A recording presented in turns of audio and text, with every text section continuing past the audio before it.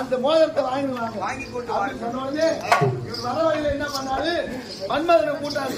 மன்மதனை கூட்டு அந்த மன்மத உருவத்தை பெற்றுக் கொண்டார். ஆமா, உடனடியாக குபேரனை அழைத்து அவர் அணியும்படியான நகை அணிகலன் ஆடை அணிகலன் எல்லாம் பெற்றுக் கொண்டார். இந்த நேரத்தில் ஒரு நல்ல புறவி சொல்லும்படியான குதிரையை வாங்கி கொண்டார். குதிரை மேல வந்து அழகான முறையில் இறங்குறாரு.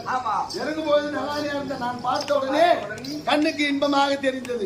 அவர் வந்து என் இடத்துல கேட்ட உடனே எனக்கும் மறுப்பு சொல்றதுக்கு வழி இல்லை. சம்மதம் அப்படி என்று தெரிவித்த உடனே அப்படி என்றால் உனக்கு கனையாளி குடு என்று கேட்ட உடனே கனையாளி கைட்டி கொடுத்துட்டேன். எங்க அப்பா கிட்ட போய் கனையாளி கொடுக்கும் போது நேரத்துல இந்த வயசான உருவத்துல போய் கொடுக்கிறார். உடனடியாக திருமணத்துக்கு ஏற்பாடு செய்து விட்டார் என் தந்தை. மனவர மேடையிலே இவர் உட்கார்ந்து இருக்கிறார் மௌக்கல்யர். அவர் உண்மையான உருவத்தோடு அந்த முனிவர் உருவத்துல உட்கார்ந்து ஆதிமாரனை அழைத்துக் கொண்டு மனவருக்கு மேடைக்கு போகும்போது, அம்மா இது யாருடி, இது நான் பார்த்த மாப்பிள்ளை இவரு கிடையாது, யாரோ வயசான தாத்தா மாதிரி இருக்கிறாரு, இவரு நான் பாக்கல அப்பா அப்படின்னு சொன்ன உடனே என் மேல கோவப்படுறாரு. பொய்யான உருவத்தை அடுத்தவங்கிட்ட கடன் வாங்கி கொண்டு வந்தேன், அப்ப உனக்கு என்னை பிடித்திருந்தது, இப்ப உண்மையான உருவத்துல உட்கார்ந்து இருக்கும் போது என்ன பிடிக்கலன்னு சொல்லி இவ்வளவு பேர் எதுக்கு என்ன அசிங்கப்படுத்துறியா, என்ன அபிமானப்படுத்துறீங்க அப்படி என்று என் மீது கோபம் கொண்டா. அந்த நேரத்துல நான் ஒன்றை உணர்ந்தேன், ஒரு பெண்ணா வந்து விட்டோமே, ஆனால் நாம் ஆசைப்படுறது நமக்கு கிடைக்கலன்னா நமக்கு கிடைக்கிற வாழ்க்கையை வைத்து நாம் குடும்பம் செய்வதற்கு கற்றுக்கொள்ள வேண்டும். உடனடியாக அவரை மணந்த உடனே காலகட்டத்துக்கு சென்றார். காலகட்டத்துக்கு போன உடனே தினந்தோறும் அல்லும் பகலும் 60 நாளைக்கும் உலுக்கி கிராரி மதமும் ஜலமும் கொண்டு வந்து குடும்பத்து பழக்கம் இப்படியாக இருந்தது. ஒரு நாள் தினத்திலே குளித்து சாதமான முடித்து அந்த மலரை கொண்டு வந்து சிவபூஜைக்கு வைக்கின்ற பொழுது முதலாக வச்சது அந்த மலர் மீது பட்டுவிட்டது. பட்ட உடனே சிவபூஜைக்குரிய சுத்தமற்ற மலர் மீது உன்னுடைய அசுத்தமற்ற கூந்தல் எவ்வாறு பட்டதோ அடுத்த தெரிவி அடுத்த பிறவிலே உன் கணவனை தவிர மாற்றான் ஒருவன் உன் கூந்தலை பிடித்து ராஜசபைக்கு இழுத்துன்னு போகட்டும், பிடி சாபம். அப்படி என்ற அந்த மகப்பெண்ணில் கொடுத்த சாபம் இருக்கின்ற பொழுது அவர் கொடுத்த சாபம் இருக்கவே தான் என்னை கூந்தலை பிடித்து இழுத்து போகும்போது பிச்சாவன் உயிருக்கு எந்தவித ஆபத்தும் ஆபத்தும்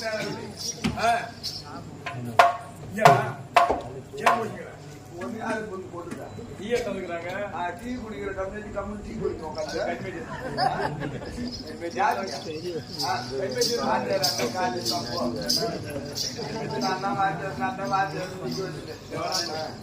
இப்படியாக சாபத்தை கொடுத்தான். அந்த சாபத்தை பெற்று ஒரு சில காலம் இருந்த உடனே ஒரு நாள் தினத்திலே நந்தவனத்தில் மலர் எடுத்துக்கொண்டு இருக்கின்ற பொழுது ஒரு நாள் தினத்தில் அந்த மகக்கண்ணீர் அவருடைய உருவத்தை மாற்றி வேலை ஒரு ஆடவரை போல உருவத்தை மாற்றி வருகின்றார். அந்த இடத்துல போய் வந்த அம்மா நலாயினி, நாங்கள் எத்தனையோ அழகு பறிஞ்ச ஆடவர்கள் எல்லாம் ஒன்றை வந்து பெண் கேட்டோம், எங்களை எல்லாம் ஆனான்னு சொல்லிட்டு கேவலம் ஒரு வயசான கேவல கல்யாணம் செய்து இந்த காட்டுல கஷ்டப்பட்டு நடக்கிற ஒரு தலைவி இல்லையா அப்படி கேட்கும் எங்க கூட வந்துரு, இப்போ ஒண்ணு கேட்டு போகலாம், நான் கல்யாணம் பண்ணிக்கிறேன் என் கூட வந்துரு அப்படின்னு கூப்பிடுறாரு. பாவி பிறர் மனை புகார் அறமேன தகும் என்றார்கள்.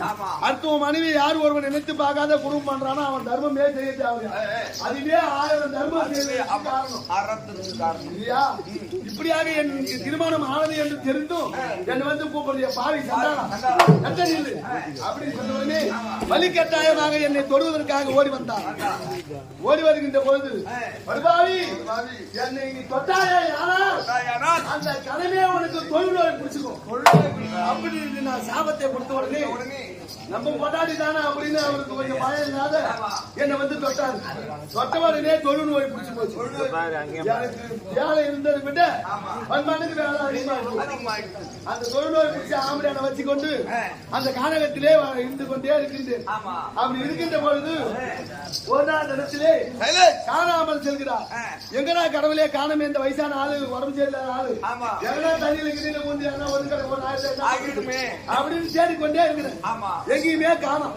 அந்த நேரத்துல ஓடி வந்து அம்மா நலாயினி உங்களுக்கு எங்க என்ன தேடி இருக்கிற என் மன்னவனை காணவில்லை சுவாமி, என் கணவனை தேடிக்கொண்டிருக்கின்றேன் அப்படின்னு சொல்லும் பொழுது நான் கைலாயம் தான் செல்கிறேன், வா சிவபெருமானத்திலே சென்று உனக்கு எங்கே உன் கணவர் அப்படி என்று கேளு அப்படின்னு சொல்லும் பொழுது வாங்க போவோம் கைலாயம் போனோம். கைலாயம் சென்ற உடனே சிவன் சாமி நிற்கிற அந்த தூரத்துல சிவன் இருக்கின்றான். இங்க நின்று கொண்டு தெய்வேந்திரன் நாராயணி அதை பார்த்தியா சிவபெருமான் அப்படி என்ற கையில கரத்தை நீட்டி என்னிடத்திலே காண்பித்தான். வந்தது அவருக்கு பாவம்.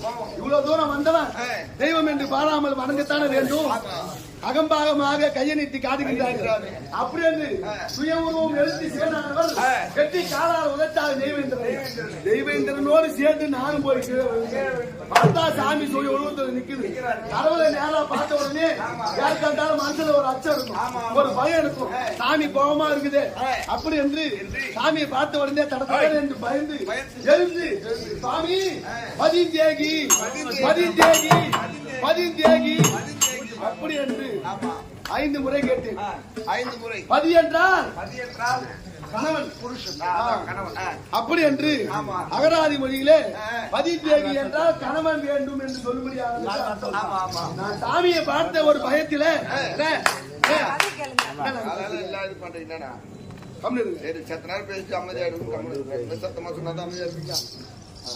அப்படி அந்த பயத்துல பதித்தேகி என்று 5 முறை கேட்ட உடனே சிவனானவர் என்ன தெரிவித்தார்?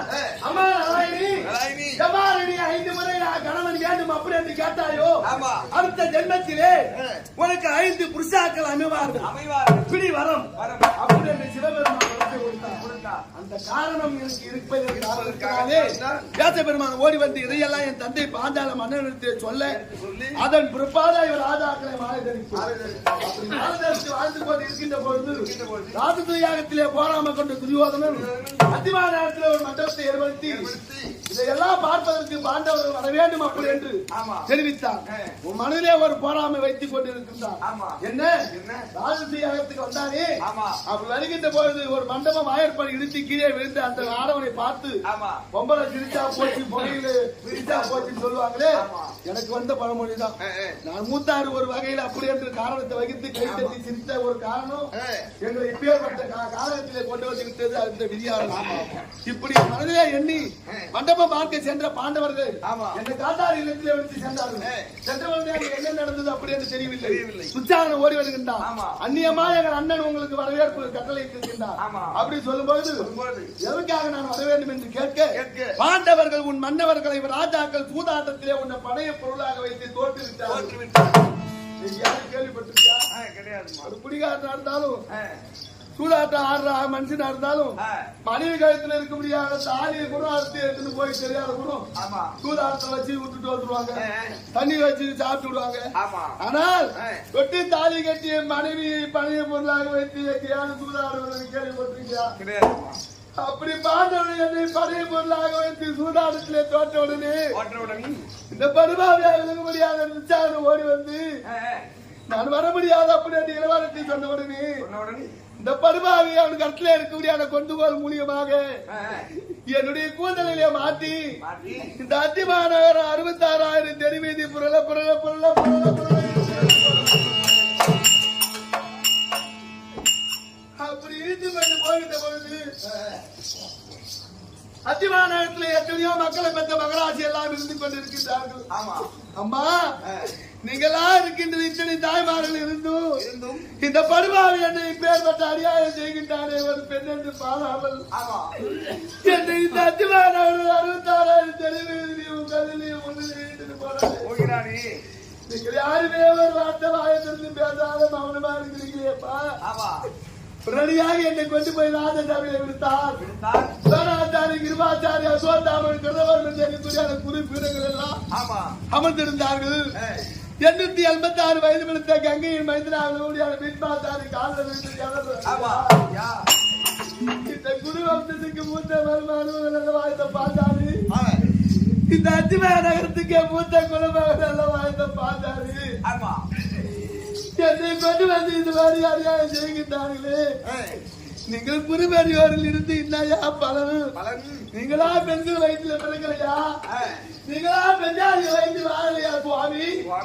அப்படி என்று அவரின் காலை பிடித்து கொண்டு கத்தன கதறன வாயிருந்து ஊமையாக கண்ணிருந்து குருடாக காதிற்கு செவிடாக யாரேனும் ஒரு வார்த்தை வாயை திறந்து பேசவில்லை. பார்த்தான் துரியோதனன். தம்பி துச்சாதனா, அந்த வேல் தான் இருக்கும்படியான அந்த திரௌபதியை கொண்டு வந்து என்னுடைய வாழ்ந்த தொழில் அமர்த்தலா என்று தெரிவித்தான். கேவலம் உங்க தொழில நானான வந்து அமர்வது ஏ படுபாவி துரியோதனா, நாயிருக்கு நரகா உந்துடையில் உன் தொழில் எங்கன்னா தெருவில் ஓடுப்ப அந்த நாய் தாண்டா உன் தொழில வந்து உட்காரும். என்ன வந்து உட்கார சொல்றியே? நாயிருக்கு நரகா உந்துடையில் உன் தாய் காந்தாரி துர்ச்சலையா உன் தங்கை உனக்கு தாரமா? உங்க அம்மா காந்தாரி இருக்கிற அவளும் ஒரு பொம்பளை தானே, அவளை கூட அந்த உட்கார வச்சுக்கோ. உன் தங்கை இருக்கின்றாலே துர்ச்சலை, அவளும் ஒரு பெண்ணு தானே, அவளை கூட்டாந்து உட்கார வச்சுக்கோ.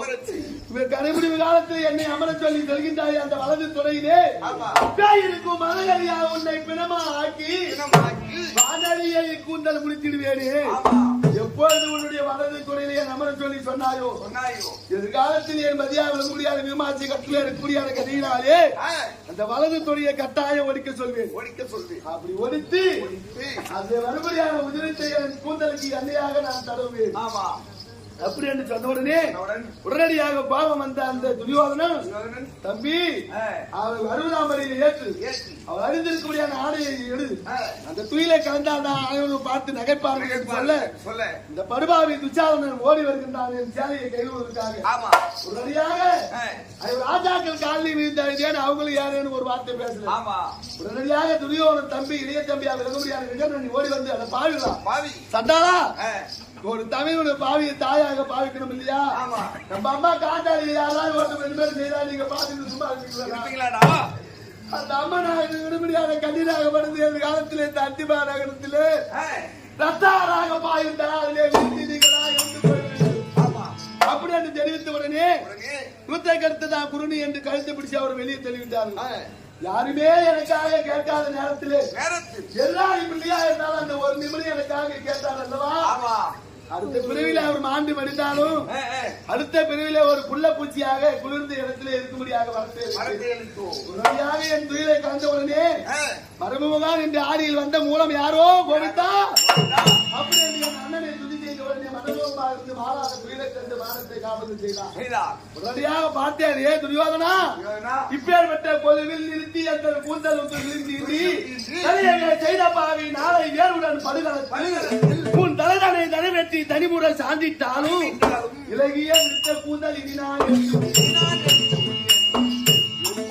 கூந்தலை கலத்தி என்னை எப்பேற்பட்ட அபிமானம் செய்தீர்களோ என் கூந்தலை எப்போது முடிப்பேன். கலதத்துடைய முடித்து அந்த உதவத்தை எண்ணெயாகவும் பக்கத்தில் 14 சீப்பாகவும் மணி கூடலை பிடிங்கி மல்லிகை மலராகவும் அப்பொழுதுதான் என் கூந்தலை முடிப்பேன். அப்படி என்று நான் சொல்லி சபதம் செய்த உடனே உடனடியாக ஒரு ஆட்டம் ஆடத் தொடங்கினோம். ஒரு ஆட்டம் ஆடத் தொடங்கின உடனே முதல் ஆட்டம் எனக்கு வெற்றியாக எது எது திரௌபதி சூதாட்டம் ஆடினார் விட்டதை எல்லாம் பிடித்துக் கொள்வார்கள் பாண்டவர்கள். அப்படி அந்த ஆட்டத்தோடு நிறுத்திவிட்டார். உடனடியாக அந்த ஆட்டத்துக்கு ஆள் மட்டும் மீட்டுக் கொண்டோம். அப்படி மீட்டுக் கொண்டு சூரிய வனத்தில் போகும்பொழுது என் நாட்டிலே இருக்கக்கூடிய பிராமண மக்கள் எல்லாம் எங்கள் பின்தொடர்ந்து வருகின்றார்கள். ஐயா, எங்க கால கொடுமையும் விதியும் துளிப்பதற்காக நாடகத்துக்கு நாங்கள் செல்கிறோம். நீங்கள் வருவார், நீங்க வந்து உங்க பாவ சுமையை எங்க முதுகுல ஏத்தாதீங்க அப்படி சொன்ன உடனே, அம்மா இந்த நாட்டிலே இவ்வளவு நாளாக தர்ம தேவதையானது நீங்கள் இருந்தீர்கள். இப்பேற்பட்ட தர்ம தேவதையை நீதி தேவதையை நாட்டை விட்டு காட்டுக்கு போகிறது என்றால் தர்ம தேவதை இல்லாத நாட்டிலே நாங்கள் இருந்து எந்த பலனை அடைய போகின்றோம். அதனால நாங்களும் உங்க கூடவே வந்துடுறோம் அப்படி என்று எங்க கூடவே வந்தார்கள். சூரியமூர்த்தி நடுவனாலே அச்சய பாத்திரத்தை கொண்டு ஒருவரும் அவர்களுக்கு உணவளித்து அவரை மறுபடியும் நாட்டுக்கு போக சொல்லி இப்படி ஒவ்வொரு வனமாக நாங்கள் கடந்து வந்து இப்போது 12வது வனத்திலே நவமி ஆச்சாரி தாத்தாவை பார்த்து இந்த நேரத்திலே என் தமிழாக விரும்புடியான உலகலட்சங்க நமோ நாராயணன் என்னை குரத்தியாக உருவத்தை மாறி நீங்கள் மற்ற நாட்டுக்கு செல்ல வேண்டும். ஆனால் இந்த மற்ற நாடு சீரும் சிறப்போடு இருந்தால் மட்டுமே உங்களுக்கு நல்ல பேரும் புகழும் கிடைக்கும் அப்படின்னு சொன்ன உடனே என் அன்னை என் தமையன் வார்த்தையை கேட்டு அத